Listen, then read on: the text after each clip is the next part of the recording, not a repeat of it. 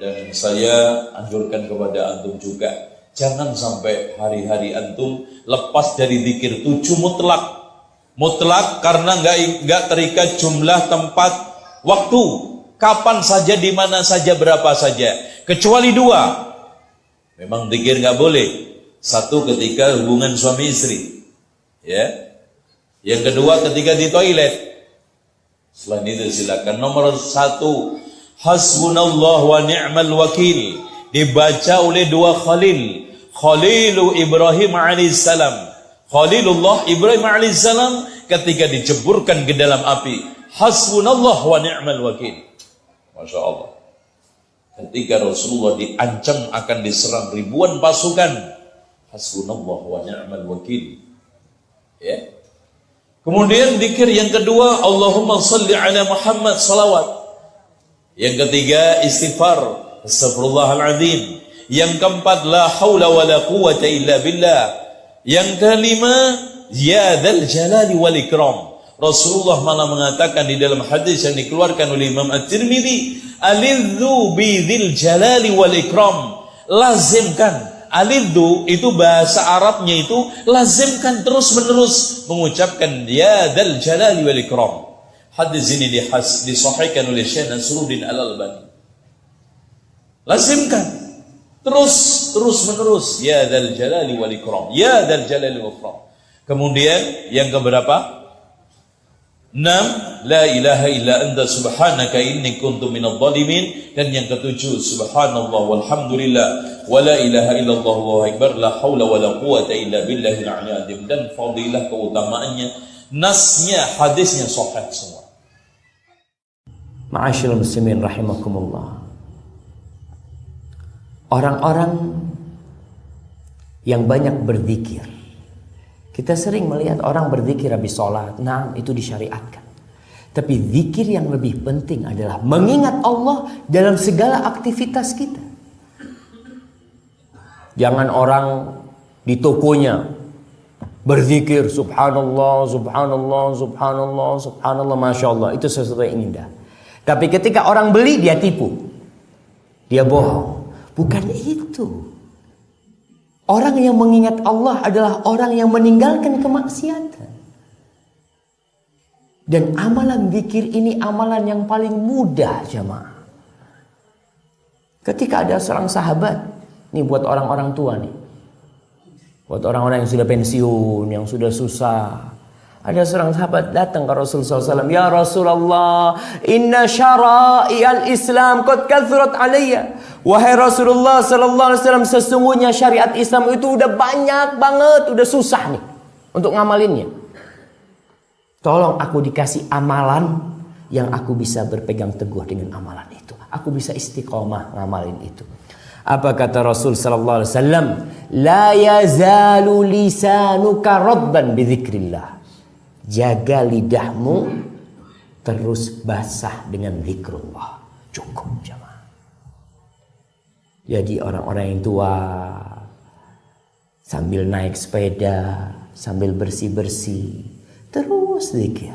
Subhanallah, walhamdulillah, wala ilaha illallah, Allahu akbar. Dan ini inti kebahagiaan.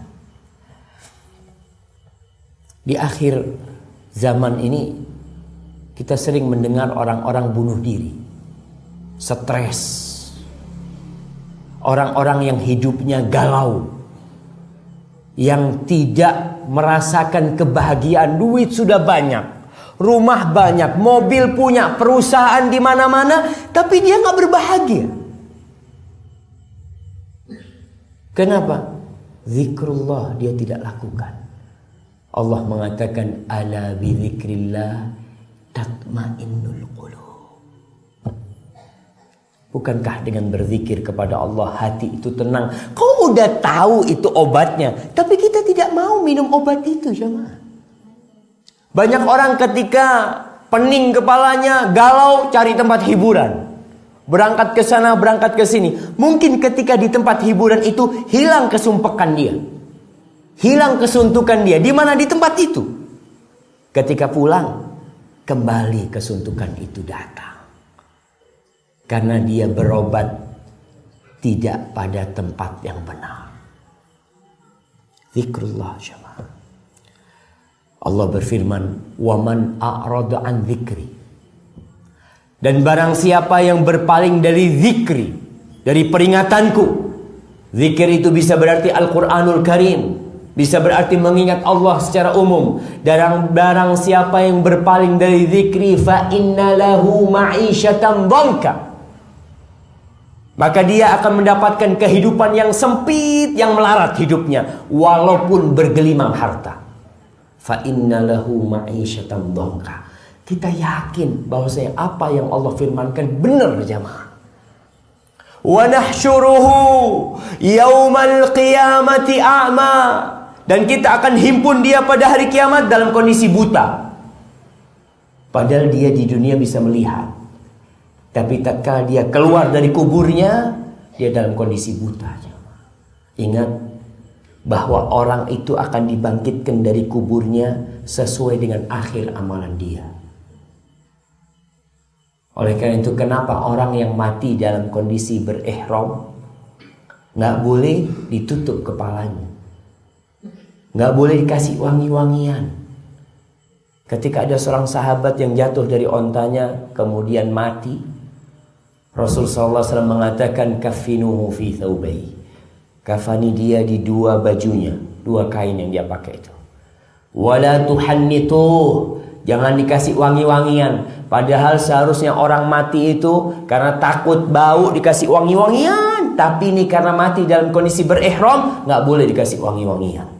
Wala tughattu ra'sah, kepalanya jangan ditutup. Orang yang sedang berihram nggak boleh pakai topi. Kenapa? Kata Rasulullah sallallahu alaihi wasallam, fa innahu yub'atsu yaumal qiyamati mulabbiyan. Karena dia kelak pada hari kiamat dibangkitkan, dikeluarkan dari kuburannya dalam kondisi bertalbiyah. Dia mengatakan labbaik Allahumma labbaik. Subhanallah. Tapi orang yang berpaling dari zikrullah, dari peringatan-peringatan Allah, akan dibangkitkan dalam kondisi buta. Lalu orang ini mengatakan, qala rabbi lima hasyartani a'ma wa qad kuntu basira. Wahai Rabbku, kenapa engkau himpun aku ke padang mahsyar dalam kondisi aku buta, padahal dulu aku bisa melihat. Apa kata Allah? Qala kadzalika atatka ayati fanasita wa kadzalika al-yawma tunsa. Kau dulu udah datang tuh peringatan-peringatan dari aku. Ayat-ayatku dibacakan kepadamu. Kajian dibuka. Disampaikan ceramah-ceramah agama. Fanasitaha, tapi engkau melupakannya. Engkau tidak memperdulikannya. Fakadzalikal yauma tunsa. Hari ini engkau dilupakan juga. Maka jemaah, kalau kita ingin hidup di dunia dan di akhirat tidak menjadi bangkai, zikrullah.